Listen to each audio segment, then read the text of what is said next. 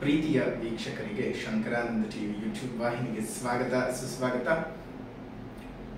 ಇವತ್ತಿನ ವಿಡಿಯೋನಲ್ಲಿ ಈ ವಾರದ 12 ರಾಶಿಗಳ ವಾರ ಭವಿಷ್ಯ ಯಾವ ರೀತಿಯಾಗಿದೆ ಅನ್ನುವಂತಹ ಮಾಹಿತಿಯನ್ನು ತಿಳ್ಕೊಳ್ಳೋಣ. ಅದಕ್ಕಿಂತ ಮುಂಚಿತವಾಗಿ ಯಾರಾದರೂ ಶಂಕರಾನಂದ ಟಿವಿ ಯೂಟ್ಯೂಬ್ ವಾಹಿನಿಯನ್ನ ಸಬ್ಸ್ಕ್ರೈಬ್ ಮಾಡ್ಕೊಂಡಿಲ್ಲ ಅಂದ್ರೆ ಸಬ್ಸ್ಕ್ರೈಬ್ ಮಾಡ್ಕೊಳ್ಳಿ. ಪಕ್ಕದಲ್ಲೇ ಇರುವಂತಹ ಬೆಲ್ ಐಕಾನ್ ಒತ್ತಿ, ಅದರಿಂದ ನೆಕ್ಸ್ಟ್ ಅಪ್ಲೋಡ್ ಮಾಡುವಂತಹ ವಿಡಿಯೋಗಳು ನಿಮಗೆ ನೋಟಿಫಿಕೇಶನ್ ಮುಖಾಂತರ ಬಂದು ತಲುಪತ್ತೆ. ಹೊಸ ಹೊಸ ಮಾಹಿತಿಗಳನ್ನ ತಿಳ್ಕೊಳ್ಳೋದಕ್ಕೆ ಸಾಧ್ಯವಾಗುತ್ತೆ ಅಂತ ಹೇಳ್ತಾ, ಈ ಒಂದು ವಾರದಲ್ಲಿ ಇರುವಂತಹ ಗ್ರಹದ ಬಲಾಬಲಗಳ ಆಧಾರದ ಮೇಲೆ 12 ರಾಶಿಯವರ ವಾರದ ಭವಿಷ್ಯ ಹೇಗಿದೆ ನೋಡೋಣ. ಮೇಷರಾಶಿಯಲ್ಲಿ ಹುಟ್ಟಿರುವಂತವರಿಗೆ ಈ ವಾರದಲ್ಲಿ ಒಂದಿಷ್ಟು ಆಕಸ್ಮಿಕ ಧನದ ಲಾಭ ಉಂಟಾಗುತ್ತೆ. ಮನೆಯಲ್ಲಿ ಒಂದಿಷ್ಟು ಶಾಂತಿ ಸುಖ ನೆಲೆಸಿರುವಂಥದ್ದು. ಭೂ ಸಂಬಂಧಿತ ವ್ಯವಹಾರಗಳಲ್ಲಿ ಲಾಭಗಳು ಬರ್ತಕ್ಕಂತಹ ವಿಶೇಷವಾದಂತಹ ವಾರ ಆಗಿರುತ್ತೆ. ಕೋರ್ಟು ಕಚೇರಿ ಆ ಒಂದು ವ್ಯವಹಾರಗಳು ಏನಾದರೂ ಇದ್ರೆ ಆ ವ್ಯವಹಾರಗಳಿಂದ ನಿಮಗೆ ವಿಮುಕ್ತಿಯು ನಿಮ್ಮ ಅನುಕೂಲ ಆಗುವ ರೀತಿಯಲ್ಲಿ ವಿಮುಕ್ತಿ ಆಗುವಂತಹದ್ದು. ಈ ಒಂದು ಟ್ರಾವೆಲ್ಸ್ ಸಾರಿಗೆ ಸಂಬಂಧಿತ ಕೆಲಸ ಕಾರ್ಯಗಳನ್ನ ಅಥವಾ ಅದರ ಸಂಬಂಧಿತ ಉದ್ಯೋಗಗಳನ್ನ ನಡೆಸುವಂತವರಿಗೂ ಸಹ ಈ ಒಂದು ವಾರದಲ್ಲಿ ಬಹಳ ಶುಭವಾದ ವಾತಾವರಣ ಇದೆ. ಕೊನೆಯಲ್ಲಿ ಹೇಳುವಂತಹ ಪರಿಹಾರದ ಕ್ರಮವನ್ನ ಅನುಸರಿಸಿ ಇನ್ನಷ್ಟು ಶುಭದ ವಾತಾವರಣವನ್ನ ನೀವು ಪಡ್ಕೊಳ್ಳೋದಕ್ಕೆ ಸಾಧ್ಯ ಇದೆ. ಹಾಗಾಗಿ ಕೊನೆಯಲ್ಲಿ ಹೇಳೋ ಪರಿಹಾರವನ್ನ ಮಾಡೋದು ಮರಿಬೇಡಿ. ವೃಷಭ ರಾಶಿಯಲ್ಲಿ ಹುಟ್ಟಿರ್ತಕ್ಕಂಥವರಿಗೆ ಈ ವಾರದಲ್ಲಿ ರಾಜಕೀಯ ನೇತಾರರಿಗೆ, ಧಾರ್ಮಿಕ ಸಂಘ ಸಂಸ್ಥೆಗಳನ್ನ ನಡೆಸ್ತಾ ಇರತಕ್ಕಂಥವ್ರಿಗೆ, ಆರ್ಥಿಕ ಮೂಲದ ವ್ಯವಹಾರಗಳನ್ನ ಮಾಡ್ತಾ ಇರತಕ್ಕಂಥವ್ರಿಗೆ, ಅಂದ್ರೆ ಅರ್ಥಾತ್ ಲೇವಾದೇವಿ ವ್ಯವಹಾರಗಳಿರ್ಬಹುದು, ಚಿಟ್ ಫಂಡ್ಸ್ ಗಳಿರ್ಬಹುದು, ಇಂತಹ ವ್ಯವಹಾರಗಳನ್ನು ಮಾಡ್ತಕ್ಕಂಥವ್ರಿಗೆ ಒಂದಿಷ್ಟು ಲಾಭಗಳು ಜಾಸ್ತಿನೇ ಇದ್ದಾವೆ. ನಿಮ್ಮ ಗೌರವ ಘನತೆಗಳು ಜಾಸ್ತಿ ಆಗುವಂತಹ ವಾರ. ವೃಷಭ ರಾಶಿಯವರಿಗೆ ವರ್ತಕರಿಗೆ ಧನದ ಆಗಮನವೂ ಸಹ ಯಥೇಚ್ಛವಾಗಿ ಉಂಟಾಗ್ತದೆ. ಈ ವಾರದಲ್ಲಿ ವೃಷಭ ರಾಶಿಯವರಿಗೆ ಬಂಧು ಮಿತ್ರರೊಂದಿಗೆ ಇದ್ದಂತಹ ಮನಸ್ತಾಪಗಳು ದೂರ ಆಗುವಂತಹ ವಾರ ವೃಷಭ ರಾಶಿಯವರಿಗೆ. ಕೊನೆಯಲ್ಲಿ ಹೇಳುವ ಪರಿಹಾರದ ಕ್ರಮವನ್ನು ಸಹ ಅನುಸರಿಸಿ ಇನ್ನಷ್ಟು ಹೆಚ್ಚಿನ ಶುಭ ಫಲಗಳನ್ನು ಪಡ್ಕೊಳ್ಳಬಹುದು. ಒಳ್ಳೆಯದಾಗಲಿ. ಮಿಥುನ ರಾಶಿಯಲ್ಲಿ ಹುಟ್ಟಿರ್ತಕ್ಕಂಥವರಿಗೆ ಆದಾಯ ಎಷ್ಟೇ ಬಂದರೂ ನಿಮಗೆ ಈ ವಾರ ಸಾಲಲ್ಲ. ತುಂಬಾ ಸಾಲದ ಸಮಸ್ಯೆಗೆ ಸಿಲುಕಿ ಹಾಕಿಕೊಳ್ಳಬೇಕಾಗಿರುವಂತಹ ವಾರವಾಗಿರುತ್ತೆ.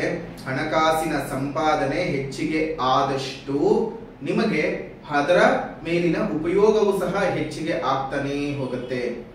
ಒಟ್ಟಾರೆಯಾಗಿ ಆರ್ಥಿಕ ಸಮಸ್ಯೆಗಳು ನಿಮಗೆ ಈ ವಾರ ಬಹಳ ಬಾಧೆ ಕೊಡುವಂತಹ ವಾರವಾಗಿರುತ್ತೆ. ವಿವಾಹಿತರಿಗೆ ವಿವಾಹದ ಸಂಬಂಧದಲ್ಲಿ, ನವವಿವಾಹಿತರಿಗೆ ನಿಮ್ಮ ವಿವಾಹದ ಸಂಬಂಧದಲ್ಲಿ ಒಂದಿಷ್ಟು ಎಡರು ತೊಡರುಗಳು ಉಂಟಾಗ್ತಕ್ಕಂಥದ್ದು ಆಗತ್ತೆ. ಮಹಿಳೆಯರಿಗೆ ಅನಾರೋಗ್ಯ ಕಾಡುವಂತಹ ಭೀತಿ ಸಹ ಈ ಒಂದು ವಾರದಲ್ಲಿ ಇರತಕ್ಕಂತಹದ್ದು. ಮಿಥುನ ರಾಶಿಯವರಿಗೆ ಪಿತ್ರಾರ್ಜಿತ ಆಸ್ತಿಯಲ್ಲಿನ ವ್ಯಾಜ್ಯಗಳು ತುಂಬಾ ಜಾಸ್ತಿಯಾಗಿ ಮಾನಸಿಕ ಗೊಂದಲವನ್ನು ಮತ್ತು ಮಾನಸಿಕ ಹಿಂಸೆಯನ್ನು ಕೊಡ್ತಕ್ಕಂತಹ ವಾರವಾಗಿರುತ್ತೆ. ತುಂಬಾ ಜಾಗ್ರತೆಯಾಗಿರಬೇಕು ಮಿಥುನ ರಾಶಿಯವರು. ಕೊನೆಯಲ್ಲಿ ಹೇಳುವಂತಹ ಪರಿಹಾರದ ಕ್ರಮವನ್ನ ಅನುಸರಿಸಿ ಇನ್ನಷ್ಟು ಶುಭವಾದ ವಾತಾವರಣ ನಿಮಗೆ ಉಂಟಾಗ್ತದೆ. ಇನ್ನು ಕರ್ಕಾಟಕ ರಾಶಿನಲ್ಲಿ ಹುಟ್ಟಿರ್ತಕ್ಕಂಥವರಿಗೆ ನೋಡಿ, ಈಗಾಗಲೇ ನಿಮಗೆ ಒಂದಿಷ್ಟು ಶನಿ ಪ್ರಭಾವಗಳು ಜಾಸ್ತಿ ಇದ್ದಾವೆ. ಅಷ್ಟಮ ಶನಿಯ ಪೀಡೆ. ಆದರೆ ಗುರುಬಲ ಏನೋ ನಿಮ್ಮನ್ನ ಒಂದಿಷ್ಟು ಕಾಪಾಡ್ತಾ ಇದೆ. ಶನಿ ಕಾಡಿದ್ರೆ ಒಂದು ಗುರು ಕಾಪಾಡುವ ಹಂತಕ್ಕೆ ಬಂದು ನೀವು ತಲುಪಿದ್ದೀರಿ. ಆದರೂ ಈ ಒಂದು ವಾರದಲ್ಲಿ ಇದ್ದಕ್ಕಿದ್ದ ಹಾಗೆ ಮಾನಸಿಕ ದುಗುಡಗಳು ಜಾಸ್ತಿ ಆಗ್ತದೆ. ನಂಬಿಕೆ ದ್ರೋಹಗಳು ಹೆಚ್ಚಿಗೆ ಆಗುವಂತಹ ಒಂದು ವಾರವಾಗಿದೆ. ಹಾಗಾಗಿ ತುಂಬಾ ಜಾಗ್ರತೆಯಿಂದ ಇರಬೇಕು ಕರ್ಕಾಟಕ ರಾಶಿಯವರು. ಇದೇ ತಿಂಗಳ 29ನೇ ತಾರೀಕಿನಂದು ಬೇರೆ ಶನಿ ವಕ್ರೀಗತನಾಗ್ತಾ ಇರೋದ್ರಿಂದ, ಅಷ್ಟಮದಲ್ಲಿ ವಕ್ರೀಗತನಾಗ್ತಾ ಇರೋದ್ರಿಂದ ಇನ್ನೊಂದಷ್ಟು ಫಲಾನುಫಲಗಳನ್ನ ನೀವು ಅನುಭವಿಸಬೇಕಾಗ್ತದೆ. ಈಗಾಗಲೇ ಅದರ ಬಗ್ಗೆ ನಾವು ವಿಶ್ಲೇಷಣೆಯನ್ನು ಸಹ ಮಾಡಿದ್ದೇವೆ. ಅದನ್ನ ನೋಡಿಲ್ಲ ಅಂತ ಹೇಳಿದ್ರೆ ಶಂಕರಾನಂದ ಟಿವಿ ಯೂಟ್ಯೂಬ್ ಚಾನೆಲ್ಗೆ ಭೇಟಿಯನ್ನು ಕೊಟ್ರೆ ಜೂನ್ 29ರಂದು ವಕ್ರೀಗತನಾಗ್ತಾ ಇರತಕ್ಕಂತಹ ಶನಿಯ ಪ್ರಭಾವಗಳನ್ನ ನೀವು ತಿಳ್ಕೊಳ್ಳಬಹುದು. ಅದೇ ರೀತಿಯಾಗಿ ಈ ವಾರ ಶತ್ರುಕಾಟಗಳು ಜಾಸ್ತಿ ಆಗ್ತಕ್ಕಂಥದ್ದು, ವಿವಾಹಕ್ಕೆ ಸಂಬಂಧಪಟ್ಟಂತಹ ಕಾರ್ಯಗಳಲ್ಲಿ ಒಂದಿಷ್ಟು ಎಡರು ತೊಡರುಗಳನ್ನು ಅನುಭವಿಸುವ ಸಾಧ್ಯತೆ ಇದೆ, ಜಾಗ್ರತೆಯಾಗಿ ಇರಿ. ಹಾಗಾಗಿಯೇ ಇದೇ ಒಂದು ಶನಿಯ ವಕ್ರೀಗತದ ಪ್ರಭಾವದಿಂದಾಗಿ ಮತ್ತು ಎಷ್ಟೋ ಜನಕ್ಕೆ ಶನಿ ಕಾಟಗಳು ಈಗಾಗಲೇ ನಡೀತಾ ಇದ್ದಾವೆ. ಅರ್ಥಾತ್ ಕರ್ಕಾಟಕ ರಾಶಿಯವರು ಇರಬಹುದು, ತುಲಾ ರಾಶಿಯವರು ಇರಬಹುದು, ವೃಶ್ಚಿಕ ರಾಶಿಯವರು, ಮಕರ ಕುಂಭ ಮೀನ ರಾಶಿಯವರಿಗೆ ಈಗಾಗಲೇ ಶನಿ ಪೀಡನ ಅವಧಿಯು ನಡೀತಾ ಇದೆ. ಈ ಮಕರ ಕುಂಭ ಮೀನ ರಾಶಿಯವರಿಗೆ 7.5 ನಡೀತಾ ಇದ್ರೆ, ಅಷ್ಟಮ ಶನಿಯಾಗಿ ಕರ್ಕಾಟಕ ರಾಶಿಯವರಿಗೂ, ಪಂಚಮ ಶನಿಯಾಗಿ ತುಲಾ ರಾಶಿಯವರಿಗೂ, ಅದೇ ರೀತಿಯಾಗಿ ಅರ್ಧಾಷ್ಟಮ ಶನಿಯಾಗಿ ವೃಶ್ಚಿಕ ರಾಶಿಯವರಿಗೂ ಶನಿ ಪೀಡನಾ ಸ್ಥಾನದಲ್ಲಿ ಸಂಚಾರ ಮಾಡ್ತಾ ಇರೋದ್ರಿಂದ ಜುಲೈ 13ನೇ ತಾರೀಕಿನ ಶನಿವಾರದಂದು ದಾವಣಗೆರೆಯಲ್ಲಿ ಬಹಳ ದೊಡ್ಡ ಮಟ್ಟದ ಶನಿ ಮಹಾಯಾಗವನ್ನ, ಅದರಲ್ಲೂ ಶನಿಗೆ ಬಹಳ ಪ್ರೀತಿ ಇರತಕ್ಕಂತಹ ಎಳ್ಳು ಬತ್ತಿ 1 ಲಕ್ಷ ಎಳ್ಳು ಬತ್ತಿಯನ್ನ ಹಚ್ಚುವಂತಹ ಕಾರ್ಯಕ್ರಮವನ್ನ ಮಾಡ್ತಾ ಇದ್ದೇವೆ.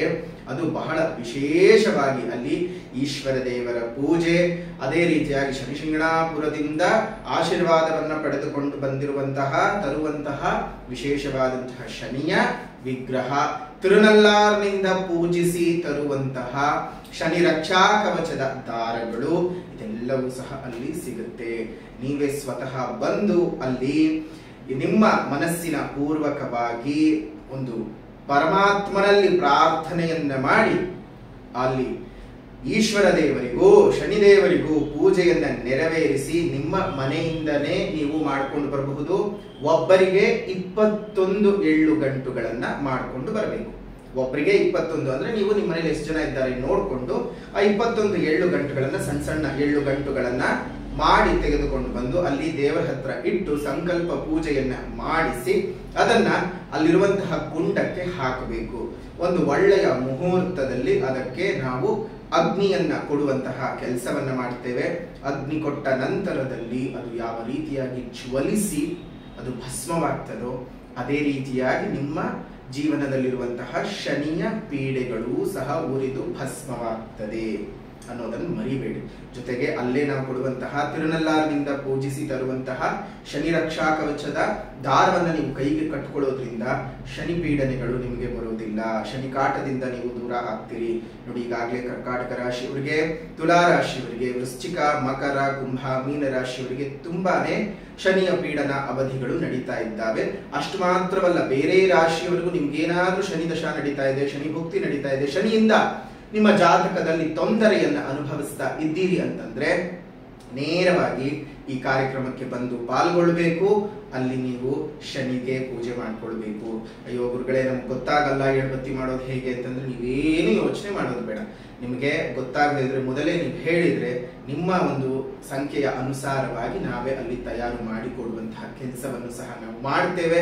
ಅದಕ್ಕೂ ಸಹ ನೀವು ಯೋಚನೆ ಮಾಡಬೇಕಾಗಿಲ್ಲ. ಬಹಳ ದೂರದ ಊರುಗಳಲ್ಲಿ ಇರ್ತೀರಿ, ಬೇರೆ ದೇಶಗಳಲ್ಲಿ ಇರ್ತೀರಿ, ವಿದೇಶಗಳಲ್ಲಿ ಇರ್ತೀರಿ. ಯಾಕಂದ್ರೆ ನಾವು ಲಲಿತಾ ಯಾಗ ಮಾಡಿದ ಸಂದರ್ಭದಲ್ಲೂ ಸಹ ಬಹಳ ವಿದೇಶದಲ್ಲಿ ಇದ್ದಂಥವರೇ ನಮಗೆ ಯೋಗುರುಗಳೇ ನಾವು ಪೂಜೆ ಮಾಡಿಸ್ಬೇಕು, ಬರೋದಕ್ಕೆ ಸಾಧ್ಯ ಇಲ್ಲ, ಬೇರೆ ಬೇರೆ ಊರುಗಳಲ್ಲಿ ಇರ್ತೀವಿ, ಬರೋಕ್ ಸಾಧ್ಯವಿಲ್ಲ ಅಂತ ಹೇಳ್ತಾನೆ ಇರ್ತಿದ್ರು. ಹಾಗಾಗಿ ನೀವು ಯಾವುದೇ ಊರಿನಲ್ಲಿದ್ರು ಸಂಕಲ್ಪ ಸೇವೆ ಅನ್ನುವಂತಹ ಪೂಜೆಯನ್ನು ನೀವು ಮಾಡಿಸೋದ್ರಿಂದ ನಿಮ್ಮ ಹೆಸರಿನಲ್ಲಿ ಅಲ್ಲಿ ಪೂಜೆ ಆಗ್ತದೆ.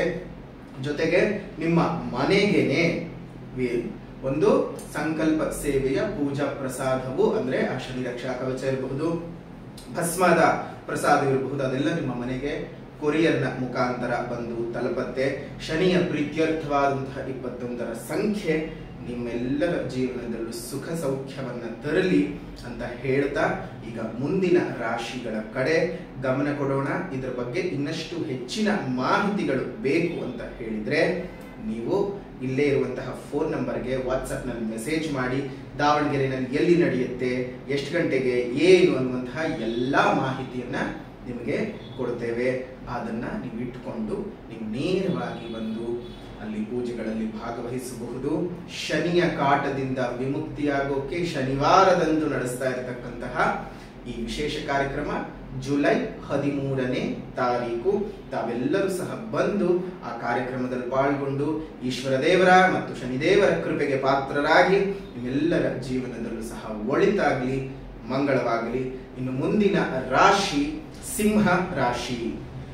ಸಿಂಹ ರಾಶಿಯಲ್ಲಿ ಹುಟ್ಟಿರ್ತಕ್ಕಂಥವರಿಗೆ ಈ ಒಂದು ವಾರದಲ್ಲಿ ಅನಿರೀಕ್ಷಿತವಾಗಿ ವ್ಯವಹಾರಗಳಲ್ಲಿ ಲಾಭಗಳು ಉಂಟಾಗತ್ತೆ. ಅನಪೇಕ್ಷಿತವಾಗಿರ್ತಕ್ಕಂತಹ ವಿಚಾರಗಳು ನಿಮ್ಮ ಮಾನಸಿಕ ಕಿರುಕುಳಗಳನ್ನು ಕೊಡ್ತಾ ಬರುತ್ತೆ. ಕಾರ್ಯ ವಿಳಂಬವಾಗಿ ಕೆಲವೊಂದು ದಿನಗಳು ಅಂದ್ರೆ ಬುಧವಾರ ಗುರುವಾರದ ದಿನಗಳು ಕಾರ್ಯ ವಿಳಂಬವಾಗಿ ಮಾನಸಿಕ ತೊಂದರೆಯೂ ಸಹ ನಿಮ್ಗೆ ಆ 2 ದಿನಗಳಲ್ಲಿ ಉಂಟಾಗ್ತದೆ. ಆದ್ರೆ ದಿಢೀರಂತ ಆಗುವ ಬದಲಾವಣೆಯು ನಿಮ್ಮನ್ನ ಮತ್ತೊಮ್ಮೆ ಯಶಸ್ಸಿನ ಕಡೆಗೆ ತಗೊಂಡು ಬಂದು ನಿಲ್ಲಿಸತ್ತೆ. ಜೀವನದಲ್ಲಿ ಸುಖವಾಗಿರುವಂತಹ ಸೌಖ್ಯವಾಗುವಂತಹ ಎಲ್ಲಾ ವಾತಾವರಣವನ್ನ ಕೊಡುತ್ತೆ. ಮನೆಯಲ್ಲಿ ಶಾಂತಿಯು ನೆಲೆಸತ್ತೆ. ಆರೋಗ್ಯ ವೃದ್ಧಿ ಆಗುವಂತಹ ವಾರ. ಮಾನಸಿಕ ಅಶಾಂತಿ, ತಳಮಳ ಮತ್ತು ಬೇಸರದಿಂದ ಸ್ತ್ರೀಯರು ಆಚೆ ಬರುವಂತಹ ವಾರವಾಗಿದೆ ಈ ಒಂದು ವಾರದಲ್ಲಿ ಸಿಂಹರಾಶಿಯವರಿಗೆ. ಕೊನೆಯಲ್ಲಿ ಹೇಳೋ ಪರಿಹಾರವನ್ನ ಮಾಡ್ಕೊಳ್ಳಿ, ಇನ್ನಷ್ಟು ಸುಖದ ಮತ್ತು ನೆಮ್ಮದಿಯ ಫಲಗಳನ್ನ ಪಡ್ಕೊಳ್ಳೋದಕ್ಕೆ ಸಾಧ್ಯ ಇದೆ. ಶುಭವಾಗಲಿ. ಇನ್ನು ಕನ್ಯಾ ರಾಶಿ. ಕನ್ಯಾ ರಾಶಿಯಲ್ಲಿ ಹುಟ್ಟಿರ್ತಕ್ಕಂಥವರಿಗೆ ನಿಮ್ಮ ಶ್ರಮಕ್ಕೆ ತಕ್ಕ ಪ್ರತಿಫಲ ದೊರೆಯತಕ್ಕಂತಹದ್ದು. ಮನಸ್ಸಿಗೆ ನೆಮ್ಮದಿಯಾಗ್ತದೆ. ಮಾನಸಿಕ ದುಗುಡ ದುಮ್ಮಾನಗಳಿಂದ ಆಚೆ ಬರ್ತೀರಿ. ನಂಬಿಕೆ ದ್ರೋಹ ಮಾಡಿದಂತಹವರಿಂದ ನೀವು ಸ್ವಲ್ಪ ದೂರ ಇರಿ. ಪುನಃ ಆ ವ್ಯಕ್ತಿಗಳು ನಿಮ್ಮ ಹತ್ತಿರ ಸಮೀಪ ಬರೋದಕ್ಕೆ ಸಾಧ್ಯತೆಗಳಿದ್ದಾವೆ, ಹತ್ರ ಬಿಟ್ಕೊಳ್ಬೇಡಿ. ಮತ್ತು ಆರ್ಥಿಕ ಪ್ರಗತಿ ಉಂಟಾಗ್ತದೆ. ಹೀನ ಜನರಿಂದ ದೂರ ಇರತಕ್ಕಂತಹದ್ದು ಬಹಳಷ್ಟು ಒಳ್ಳೆಯದು. ಇನ್ನಷ್ಟು ಶುಭ ಫಲಗಳು ನಿಮಗೆ ಈ ವಾರ ಕಾದಿದೆ. ಅದೇ ರೀತಿಯಾಗಿ ಕೆಲಸದಲ್ಲಿ ಏನಾದ್ರೂ ಬದಲಾವಣೆ ಮಾಡಿಕೊಳ್ಬೇಕು ಅಂತಂದ್ರು ಈ ವಾರ ತುಂಬಾ ಉತ್ತಮವಾದಂತಹ ವಾರ ಅಂತಾನೆ ಹೇಳ್ಬೋದು. ಕನ್ಯಾ ರಾಶಿಯವರಿಗೆ ಚೆನ್ನಾಗಿದೆ. ಇನ್ನಷ್ಟು ಶುಭವಾಗಬೇಕು ಅಂತ ಹೇಳಿದ್ರೆ ಕೊನೆಯಲ್ಲಿ ಹೇಳೋ ಪರಿಹಾರದ ಕ್ರಮಗಳನ್ನ ಅನುಸರಿಸಿ ಇನ್ನಷ್ಟು ಶುಭದ ವಾತಾವರಣ ನಿಮಗೆ ಉಂಟಾಗ್ತದೆ. ಒಳ್ಳೆಯದಾಗ್ಲಿ. ಇನ್ನು ಮುಂದಿನ ರಾಶಿ ತುಲಾ ರಾಶಿ.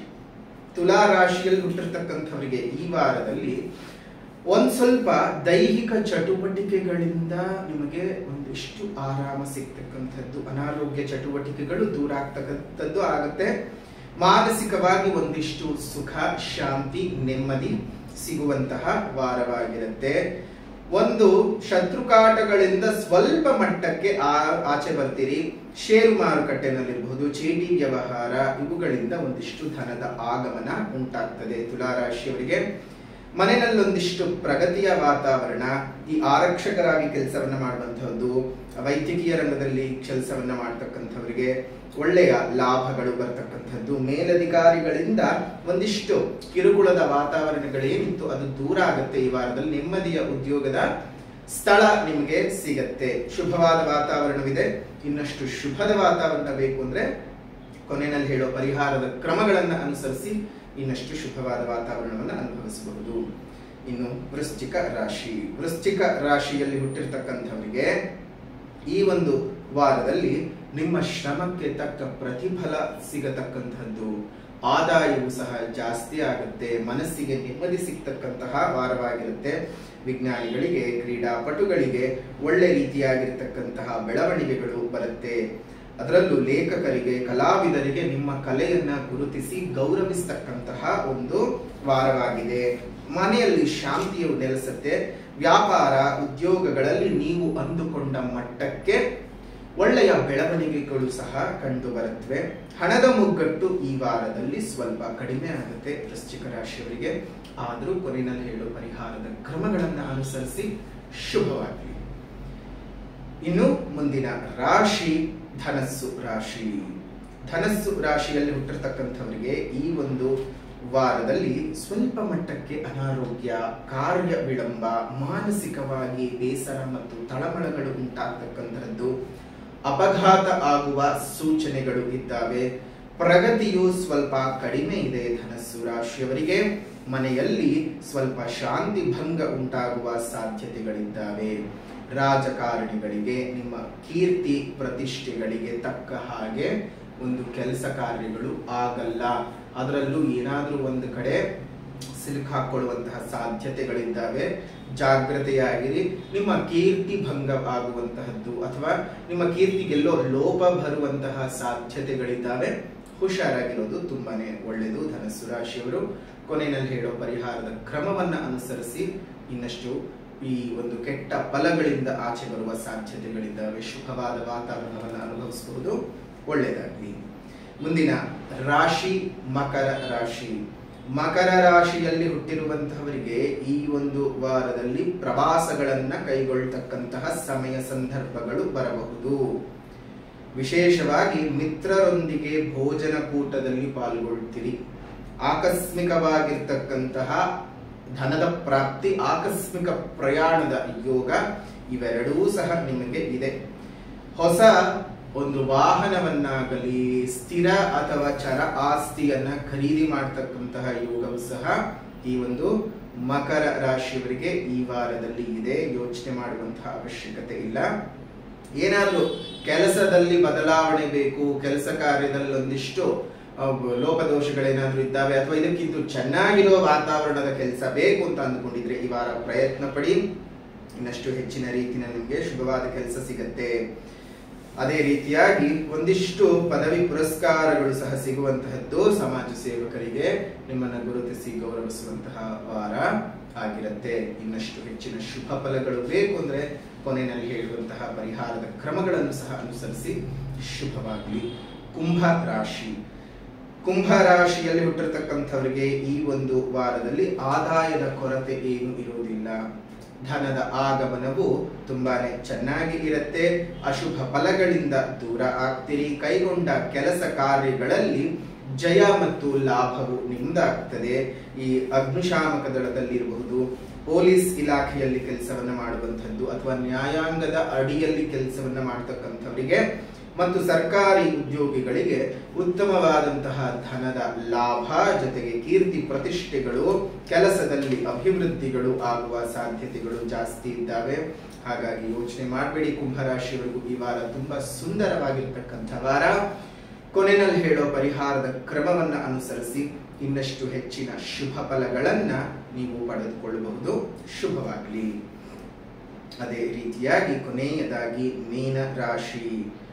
ಮೀನ ರಾಶಿಯಲ್ಲಿ ಹುಟ್ಟಿರ್ತಕ್ಕಂಥವರಿಗೆ ಈ ಒಂದು ವಾರದಲ್ಲಿ ಅತ್ಯಧಿಕ ಲಾಭಗಳು ಹಣದ ರೂಪದಲ್ಲಿಯೂ ಆರ್ಥಿಕ ಮೂಲದಲ್ಲಿಯೂ ಆಗ್ತಕ್ಕಂಥದ್ದು. ನೂತನ ವ್ಯಾಪಾರ ವ್ಯವಹಾರಗಳನ್ನ ಶುರು ಮಾಡೋದಕ್ಕೆ ಇದು ಸಕಾಲ. ಆರೋಗ್ಯದ ಬಗ್ಗೆ ಮಾತ್ರ ನೀವು ಈ ವಾರದಲ್ಲಿ ಕಾಳಜಿಯನ್ನ ಮಾಡಬೇಕು. ಈ ವಾರ ಅಲ್ಲ, ಪ್ರತಿ ಬಾರಿಯೂ ಆರೋಗ್ಯದಲ್ಲಿ ಪ್ರತಿಯೊಬ್ಬರೂ ಕಾಳಜಿಯನ್ನ ಮಾಡಲೇಬೇಕು. ಧನದ ಆಗಮನಗಳು ಉಂಟಾಗಿ ಮಾನಸಿಕವಾಗಿ ಸುಖ ಸಂತೋಷಗಳು ಜಾಸ್ತಿ ಆಗುತ್ತವೆ. ಆದ್ರೂ ಮೀನ ರಾಶಿಯವರಿಗೆ ಯಾವಾಗ್ಲೂ ಒಂದು ಶತ್ರು ಕಾಟ. ಅದು ಗುಪ್ತ ಶತ್ರು, ಹಿತಶತ್ರು, ಇಂಥದ್ದೇ ಶತ್ರು ಅಂತಲ್ಲ, ಗೊತ್ತಿಲ್ಲದೇ ಇರೋರು ಸಹ ಶತ್ರುಗಳೇ ಮೀನರಾಶಿಯವರಿಗೆ. ಯಾವಾಗಲೂ ಸ್ವಲ್ಪ ಇದ್ರ ಬಗ್ಗೆ ನೀವು ಕಾಳಜಿ ಮಾಡಲೇಬೇಕು. ಸರ್ಕಾರಿ ಅಧೀನ ಸಂಸ್ಥೆಗಳಲ್ಲಿ ಕೆಲಸವನ್ನ ಮಾಡುವಂತವರಿಗೆ ಪದೋನ್ನತಿಗಳು ಉಂಟಾಗುತ್ತವೆ. ಐಟಿ ಮತ್ತು ಬಿಟಿ ಸೆಕ್ಟರ್ಗಳಲ್ಲಿ ಕೆಲಸವನ್ನ ಮಾಡತಕ್ಕಂಥವ್ರಿಗೂ ಸಹ ಉತ್ತಮವಾದಂತಹ ಕೆಲಸದ ಬದಲಾವಣೆಗಳು. ವಿದ್ಯಾರ್ಥಿಗಳಿಗೆ ಶುಭದ ಯೋಗ ಈ ವಾರದಲ್ಲಿ ಇರುವಂತಹದ್ದು ಇದೆ. ಒಟ್ಟಾರೆಯಾಗಿ ಮೀನ ರಾಶಿಯವರಿಗೆ ತುಂಬಾನೇ ಚೆನ್ನಾಗಿರ್ತಕ್ಕಂತಹ ವಾರ ಅಂತಾನೆ ಹೇಳಬಹುದು. ಹಾಗಾಗಿ ಯೋಚನೆ ಮಾಡಬೇಡಿ ಮೀನ ರಾಶಿಯವರು. ಇದು 12 ರಾಶಿಗಳಿಗೆ ಈ ವಾರ ಯಾವ ರೀತಿಯಾದಂತಹ ಫಲಗಳು ಇದಾವೆ ಅನ್ನೋದನ್ನ ತಿಳ್ಕೊಂಡಿದ್ದಾಗಿದೆ. ಹಾಗಾಗಿ ನಿಮ್ಮ ಜೀವನದಲ್ಲಿ ಒಂದಷ್ಟು ಬದಲಾವಣೆಗಳನ್ನ ಮಾಡ್ಕೊಳ್ಳಿ. ಎಲ್ಲೋ ಒಂದ್ ಕಡೆ ಸರಿ ಇಲ್ಲ ಅಂದ ತಕ್ಷಣ ಹೋಗೋದು ಬೇಡ, ಸರಿ ಇದೆ ಅಂತ ಹೇಳಿದ ತಕ್ಷಣ ಹೀಗೆ ಹೋಗೋದು ಬೇಡ. ಎರಡನ್ನು ಸಮಾನವಾಗಿ ಸ್ವೀಕಾರ ಮಾಡಿ ಅದನ್ನ ನಿಮ್ಮ ಜೀವನದಲ್ಲೂ ಅಳವಡಿಸಿಕೊಳ್ಳುವಂತಹ ಕೆಲಸ ಮಾಡಿ. ಅದರಿಂದ ನಿಮ್ಮ ಬದುಕಿಗೆ ಒಂದು ಒಳ್ಳೆಯ ದಾರಿ ಆಗ್ತದೆ. ತಮ್ಮೆಲ್ಲರಿಗೂ ಸಹ ಶುಭವಾಗಲಿ. ಇನ್ನು ಪರಿಹಾರದ ಮಾರ್ಗ ಅಂತ ಬಂದ ಸಂದರ್ಭದಲ್ಲಿ ಮೊದಲನೇದಾಗಿ ಸಾಮಾಜಿಕ ಪರಿಹಾರ. ಸಾಮಾಜಿಕ ಪರಿಹಾರ ಅಂತ ಹೇಳಿದಾಗಲೇ ನೀವು ನಿಮ್ಮ ಮನೆ ಮುಂದೆ ಮತ್ತು ಮೇಲ್ಭಾಗದಲ್ಲಿ ಒಂದೊಂದು ಸಣ್ಣ ಕುಂಡಗಳಲ್ಲಿ ನೀರನ್ನ ಇಡ್ತಾ ಬನ್ನಿ. ಅದೆಷ್ಟೋ ಜೀವ ಜಂತುಗಳಿಗೆ, ಪ್ರಾಣಿ ಪಕ್ಷಿಗಳಿಗೆ ನೀವು ಕೊಡ್ತಕ್ಕಂತಹ ನೀರು ಆಸರೆಯಾಗುತ್ತೆ. ಅದೇ ರೀತಿಯಾಗಿ ನಿಮ್ಮ ಸುತ್ತಮುತ್ತ ಇರತಕ್ಕಂತಹ ಉದ್ಯಾನವನಗಳಲ್ಲಿ ಒಂದೊಂದು ಹಣ್ಣಿನ ಗಿಡಗಳನ್ನ ಕೊಟ್ಟು ಪೋಷಣೆ ಮಾಡಿಸಿ 4-6 ವರ್ಷಗಳಲ್ಲಿ ಅದು ಬೆಳೆದು ನಿಂತು ಎಷ್ಟೋ ಪ್ರಾಣಿ ಪಕ್ಷಿಗಳಿಗೆ ಆಹಾರವನ್ನು, ಆಸರೆಯನ್ನು ಕೊಡ್ತಾ ಇರುತ್ತಾಗ ನಮ್ಗೆಲ್ಲರಿಗೂ ಪ್ರಾಣವಾಯುವನ್ನು ಸಹ ಕೊಡುತ್ತೆ. ಅದರಿಂದ ನಮಗೆ ಅಲ್ವಾ ಒಳ್ಳೇದಾಗುವಂಥದ್ದು. ಪ್ರಕೃತಿಯನ್ನು ಉಳಿಸಿ, ಪ್ರಕೃತಿಯನ್ನು ಬೆಳೆಸಿ, ಸಾಧ್ಯವಾದ ಕಡೆ ಒಂದಷ್ಟು ಗಿಡಗಳನ್ನ ನೆಟ್ಟು ಪೋಷಣೆಯನ್ನ ಮಾಡಿ. ಅದರಿಂದ ನಮ್ಮ ಪ್ರಕೃತಿಯನ್ನ ಉಳಿಸಿದ್ದಕ್ಕೆ ಪಶುಪತಿನಾಥನೇ ನಮ್ಮನ್ನೆಲ್ಲ ಹರಸಿ ಹಾರೈಸಿ ಒಳ್ಳೆಯ ಕೆಲಸವನ್ನ ಮಾಡಿದ್ದೀರಿ ಅಂತ ಹೇಳಿ ಪ್ರೋತ್ಸಾಹವನ್ನ ಕೊಟ್ಟು ನಮ್ಮ ಬದುಕನ್ನ ತುಂಬಾನೇ ಚೆನ್ನಾಗಿ ಇಟ್ಟಿರ್ತಾನೆ. ದೇವರನ್ನ ಮೆಚ್ಚಿಸೋ ಕೆಲಸಕ್ಕಿಂತ ದೇವರು ಮೆಚ್ಚಿಕೊಳ್ಳುವ ಹಾಗೆ ನಮ್ಮ ಬದುಕಿನ ಕ್ರಿಯಾಕರ್ಮಗಳು ಇರಲಿ. ಅದರ ಜೊತೆಗೆ ಆಧ್ಯಾತ್ಮಿಕವಾದ ಪರಿಹಾರ, ಈ ವಾರದಲ್ಲಿ ನೀವು ಕಾಮಾಕ್ಷಿ ಸ್ತೋತ್ರವನ್ನ ಪಠಣ ಮಾಡಿ. ಕಾಮಾಕ್ಷಿ ಸ್ತೋತ್ರದ ಪಠಣವನ್ನ ಮಾಡೋದ್ರಿಂದ ಇನ್ನಷ್ಟು ನೆಮ್ಮದಿಯ ಶುಭದ ಫಲಗಳು ನಿಮಗೆ ಸಿಗ್ತದೆ. ಶುಭವಾಗಲಿ. ಇದಾಗಿತ್ತು ಈ ವಾರದ 12 ರಾಶಿಗಳ ಭವಿಷ್ಯ, ವಾರ ಭವಿಷ್ಯ. ಪುನಃ ಮತ್ತೊಂದು ವಿಡಿಯೋನಲ್ಲಿ ಭೇಟಿ ಮಾಡ್ತೇನೆ. ಅಲ್ಲಿವರೆಗೂ ನಮಸ್ಕಾರ. ಲೋಕಾ ಸಮಸ್ತಾ ಸುಖಿನೋ ಭವಂತು, ಸಕಲ ಸನ್ಮಂಗಳಾನಿ ಭವಂತು, ಸರ್ವೇ ಜನಾಃ ಸುಖಿನೋ ಭವಂತು, ಸಮಸ್ತ ಸನ್ಮಂಗಳಾನಿ ಭವಂತು.